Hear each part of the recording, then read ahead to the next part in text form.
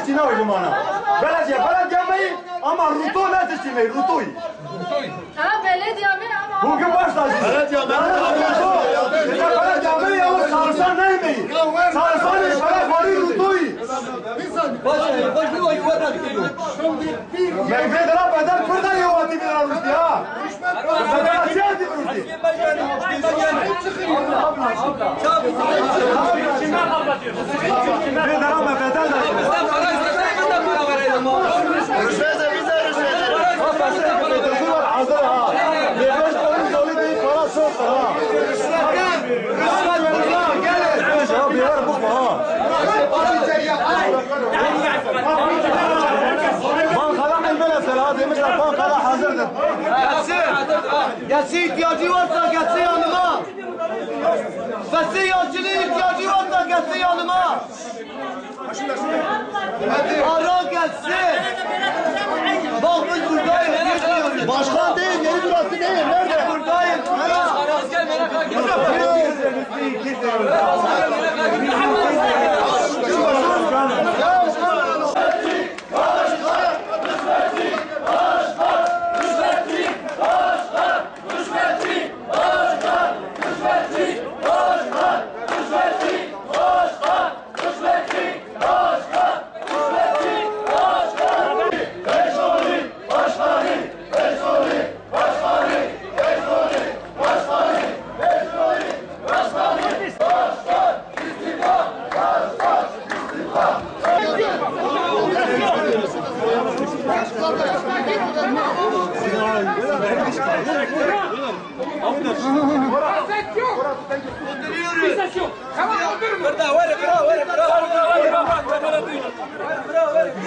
Çocuklarımız artık ne duruyorsunuz? Boş konuşuyorsunuz.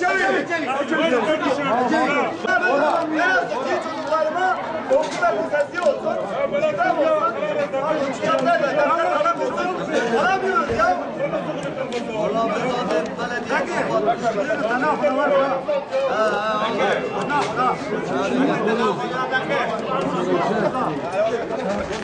Bizleri yoksulluğa, huzursuzluğa, çaresizliğe, kavgaya, bağımlılığa karşı teşkil eden yasa bu işin